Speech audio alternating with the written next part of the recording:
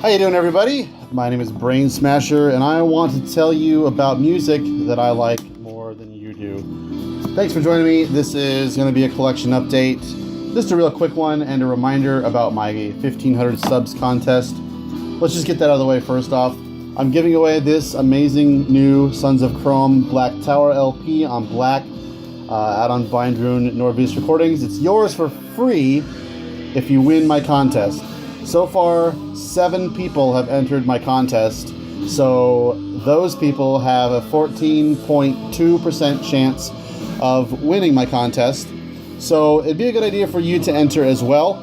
You have another week, and then I'll be picking a winner. All you got to do is buy something from Bindrune Recordings, anything, no matter what the cost is.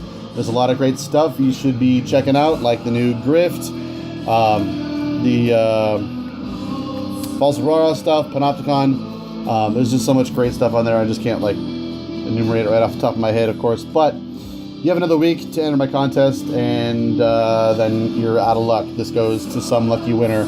Either way, get this record, whether you win it or buy it. It's fucking great. On with the collection update. I haven't got a lot of stuff in. I have a lot of shit on the way in that I'm waiting for. But it's been a good week. Got some cool stuff in. First, I was watching another YouTuber's video. I can't even think of who it was or how I stumbled upon it. But he had the worst fucking time opening a sealed CD. And so I thought I have a little trick for a handy way to open CDs that was given to me by a dear friend who is now passed away. And I thought, what a cool thing to do if I could pass this along on my channel and in a little way keep his memory alive. And he worked at a record store that I bought a shit ton of records from and influenced my taste in metal and not outside of metal in a lot of different ways. So Marcus, this is for you. So if you get a CD and it's sealed and you can't get into it, you gotta have a thumbnail that's long enough. Pick your longer thumbnail and you take it right here and you just puncture the plastic right there, slide it to the left and to the right. So then you gotta cut. Then you just take your thumbs and push. And there you are. So, never struggle opening a CD again. That brings us to Finn's Arrows of a Dying Age. This is their new release, came out like early summer. I just realized I hadn't picked it up yet. I had listened to maybe a couple of tracks, but this was one of my favorite discoveries from last year. And this is their label debut for Folter Records. The band is from Chicago, but sounds quite European, in my opinion. They have some real dense melodicism over just some of the most furious fucking blasting I have heard in black metal these days. Dude is a serious drummer. They're just a 2-piece. I would love to catch them live sometime if I could. But this album is probably going to be amazing from what little I've heard, and then the last one being a fucking banger. Finn's Arrows of a Dying Age. Bought that off their Bandcamp for $10. You might notice I've got my keyboard out here.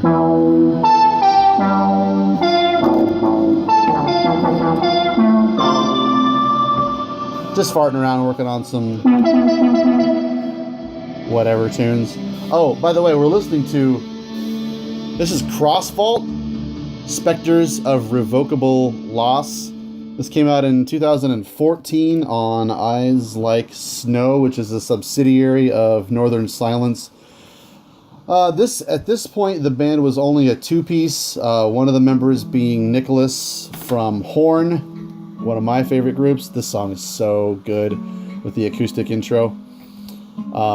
Just really emotive, slow, kind of, I don't know, Saint Vitus styled doom, with real nice emotive sort of vocals. It just really, I'm in the mood for stuff like this in the fall. And when this album came out a couple of years ago, I just could not stop listening to it. So I thought I'd put it on for the video and urge you guys to check it out. So another thing I got in was Militant, In the Sign of the Ravens.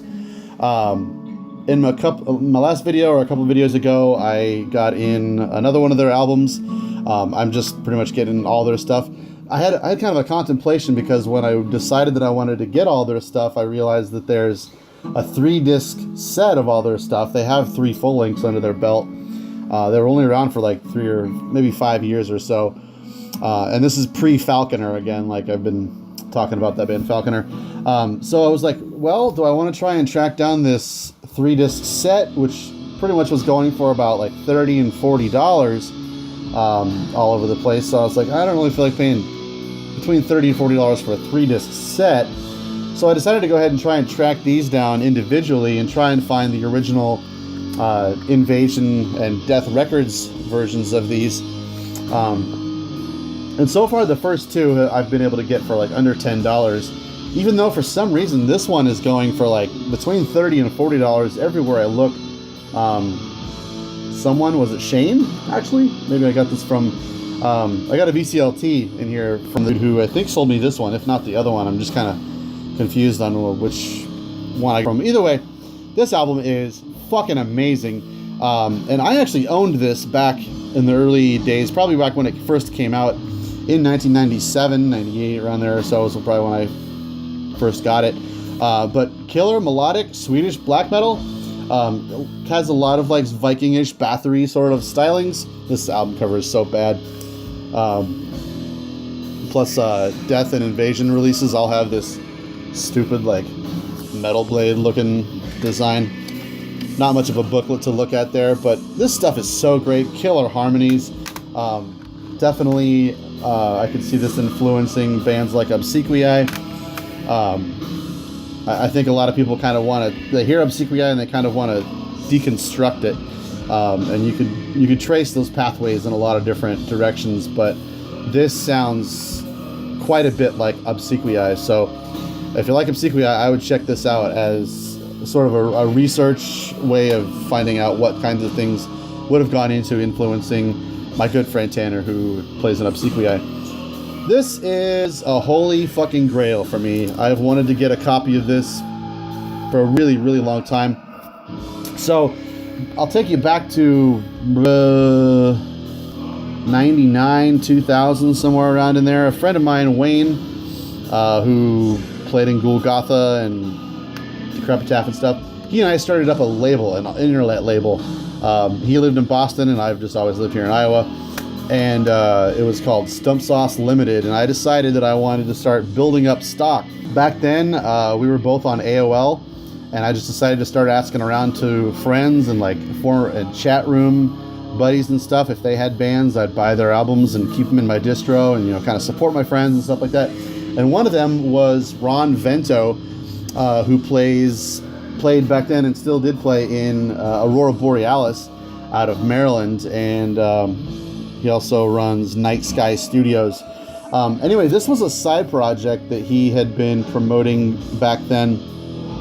The thing is, so the band is called Imperial Crystalline Entombment, or the acronym i.c.e. And this is the 4-track demo that they had put out, and I bought up maybe 10 or 15 copies of this, sold through them eventually through my distro. But I never wound up getting their full length, which came out on Crash Music. And I regretted that, because the fucking thing has been going for pretty high dollars, between like $50 and $60, since I started looking on Discogs a couple of years ago. So I've just always kept that in my wish list and just thought, some idiot someday, somebody is going to wind up selling that thing to me for less than $50, I hoped. So sometimes I'll wait on that. I'll wait for that to happen. Eventually I get sick of looking. I'll just take it out of my wish list because I'm so sick of looking at it going for, out of my price range. But this showed up the other day. This showed up the other day for 10 fucking euro, and I just jumped on it. I could not click that purchase button quick enough. So this is their only full-length Apocalyptic End in white. Style-wise, these guys are furious, blazing, brutal black metal. But like it has such a beefy, speedy tone to it that it almost sounds like it's played by death metal musicians, and that's because it is. But I mean, you really hear them just beating the shit out of their instruments to just achieve such a fury. And I think these guys had a lot of steam behind them in the beginning when they first put out the demo, got this out on Crash Music, but then the project was just, nobody knew what had happened to it. One of the things that's unique about this group is that all of the members back then were anonymous. So they're wearing these like white masks, kind of playing this character of these i.c.e. demonic monsters, kind of borrowing from like that immortal aesthetic of like Nebular Ravens and Blashier and stuff like that. It kind of picks up where that like Blizzard Beasts and stuff like that leaves off. But the members of this band, as far as I can ascertain so far, Derek Roddy plays drums, if I'm not mistaken. I've never seen any evidence or anything on the internet about that being the fact, but Derek Roddy has worked with Ron on Aurora Borealis albums, plural, so I wouldn't be surprised if he banged out this album in between that. And I can just tell Derek Roddy's style. It sounds like his super furious 2-foot style blasting, just killer riffs or killer fills, etc., etc. Derek Roddy is not really one of my favorite drummers, but he is very talented and super fucking fast, and he's pretty great on this album. The riffs, though, are just so great. There's just these haunting sort of melodies over the furious and just mighty riffs. So I'm happy to have Apocalyptic end in white after so many years of desiring it. A little thirsty today. Thought I might try out this tasty melon creamy soda. Picked this up at a Japanese store. I'm lying, I've been drinking this all day already. But man, is it good. Okay, as I've been doing in my last couple of videos, I also just want to bring to light a couple of titles I've been listening to. This is Third Storm with, I don't know how to pronounce this, Teratia Me. Dark Descent put this out, and I didn't hear anybody talk about this band. It's a 2-track, kind of an EP, but both songs are upwards of 12 minutes long, so this nears about 26 minutes, so it's kind of somewhere between an EP and a short full length. Features members of Sarcasm, and on bass is Daniel Eckeroth, who wrote, where are ya? Who wrote Swedish Death Metal, the book, out on Bazillion Points. The singer of this band is Hevel Bozarslan, who is also in Sarcasm. So this borrows quite a bit from the Sarcasm's style, but the riffing is pretty unique. I don't really know what to compare the riffing to. It's very inventive, and I don't know what other band the guitar players might be in to give you some sort of comparison. But this is a pretty interesting release. It's blasting, furious. It's kind of all over the map with it style-wise, but the riffing is really riff-heavy kind of death metal with killer fucking vocals. I really like Hevel's vocals, both in Sarcasm and in Third Storm. So check that out if that sounds interesting to you. Obviously, link down below, as always, with Teratia Me. Let's see, I also busted out an old Deathspell Omega. I can't remember if this is an EP or full length either, but this is Kenos. My digipack has fallen apart. This came out, I want to say, in like 2006 or so. I always liked the artwork in this, and I hated how there's like no one is credited for these little drawings in the booklet. But this is a really killer release, and I've been just kind of going back to the more forgotten Deathspell Omega releases and checking them out again. I need to listen to Paracletus again, I featured that on my Instagram the other day, but I haven't played it yet.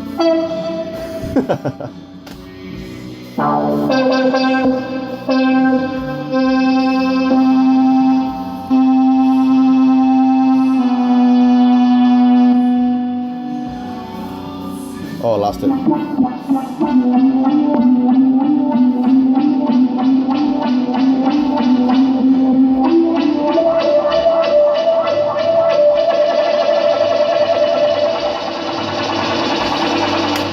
If you're at all curious, here's my keyboard. The Roland Juno 60. There you get a secret glimpse at my messy desk here. Anyways, I'm going to stop being distracted by that. So, where were we? Deathspell Omega's Canos. It's a great release. I'm kind of trying to, I guess, figure out where I stopped loving Deathspell Omega, because that Sinner Key of Molten Bones, I don't know, it didn't really connect with me.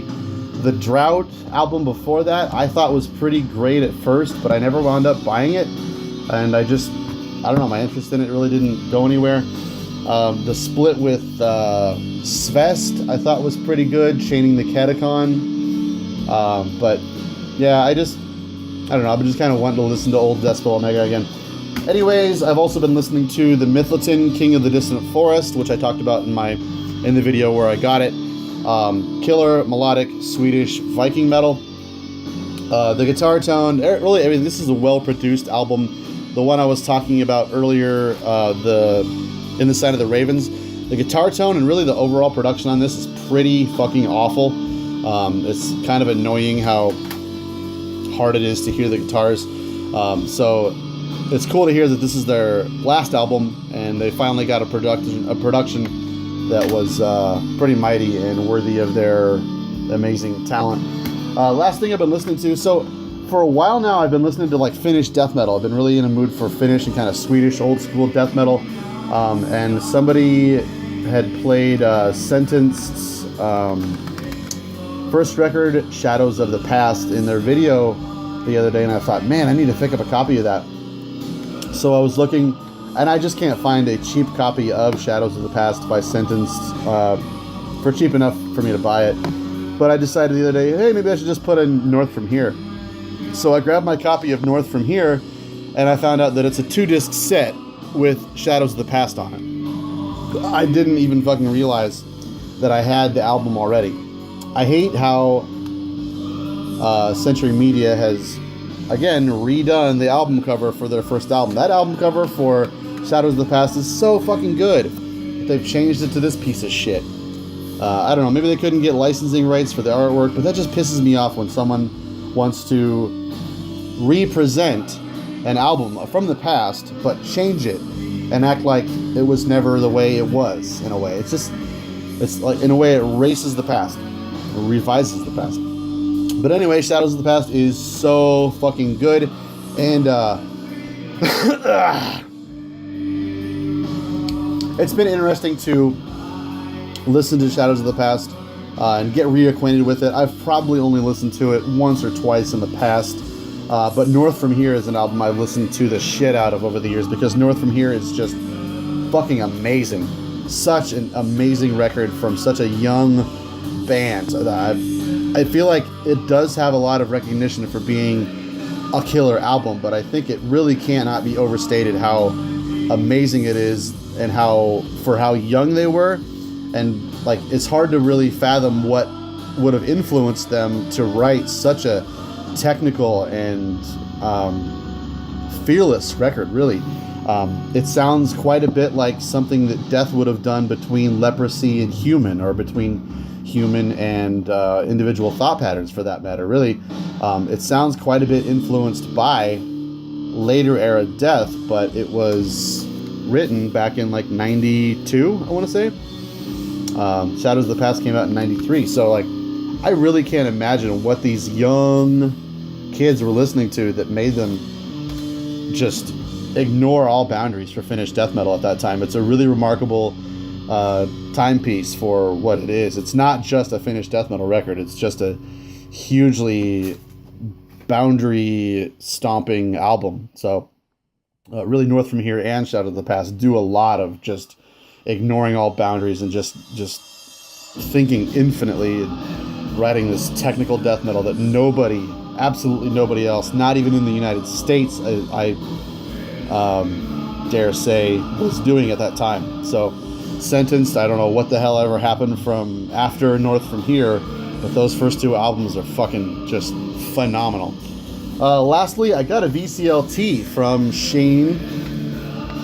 He's a fan of my channel, and the other day I bought the Militant from him on Discogs, and I saw the name pop up in the invoice, and I was like, what do I know that name from? Turns out Shane had added me on Facebook, and I guessed, as like, if there's any strangers that I have on Facebook that are metalheads, it's probably from the YouTube page. I just like add people that send me requests because I don't want to deny my fans the right to enjoy me all the time. Anyway, Shane is apparently getting rid of a lot of his collection and wanted to send me a couple more goodies on top of the Militant that I bought him. Also, Shane, if you're watching, go ahead and send me a list of the stuff that you're getting rid of. I'd like to see what you got, pick out a few things and make you an offer, make it easy for you to get rid of a lot of things rather than just popping them off to one person one at a time. Anyway, Shane sent me a couple of things just as a VCLT, as a gift, so here they are. So they're all like cardboard sleeve promos from back in, I don't know, about 2000, 2001 or so. First one is on Napalm Records back when they had an American office based out of Bremerton, Washington. And so this is, the band is Forlorn, and the album, the album is called Ad Celestis Res. This is a band that I was familiar with. I have their album, The Crystal Palace. Norwegian black metal.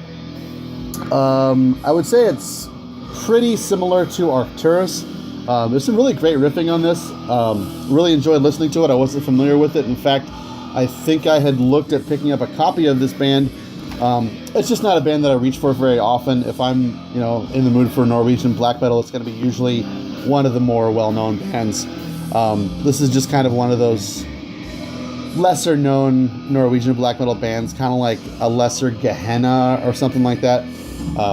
So that's Forlorn. I really didn't expect to like that as much as I did, so thanks a lot, Shane. That's a good pick. Another one he sent me was Svartahurid, As the Sunset Flickers. Now, I'm really surprised that I wasn't familiar with this band at all. I listened to it for a couple of minutes just to familiarize myself with it for this video. I would kind of compare it to something like Kamfar. Again, kind of like a tier Norwegian black metal band. This is their second release and came out in 2000. It's a promo copy of that. I like these promo copies because I'm running out of room in my shelves, and these take up very little space. So cool to have these. Another one is Dead Silent Slumber, Attuned in the Midnight Hour. I actually just bought this a month or two ago. Didn't really care for it, but I'll keep it in the collection. But so this is probably going to be a VCLT for someone moving forward. And the last one he sent me was Mystic Circle. Album is called Drachenblut. I want to say this is a German band. This has just been one of those bands that I've always glossed over, never cared to listen to, or if I did, I can't remember what they sounded like. There's just was never really anything remarkable about them that stuck in my head that made me want to listen to them again or buy any of their records. But he sent me one of their albums. I put it in the other day, and I think exactly the same thing that I always have about them. Completely forgettable, unremarkable, just blah, vanilla milk toast black metal. And it's kind of funny to listen to something so bad from back in the day. But this is a fun kind of like trip back into the early 2000s for me. So I appreciate the VCLT, Shane, and I'll pass on the Dead Silent Slumber to someone who may like it more than me. Although I already have a copy of it, so it doesn't really matter. Anyway, so that brings us to our end of our pile. I've got a ton more shit coming in next week, and we'll probably just do the same thing again next week. Thanks for joining me. Don't forget to enter my contest for the Sons of Chrome Black LP. You're not going to regret it. Have a good one.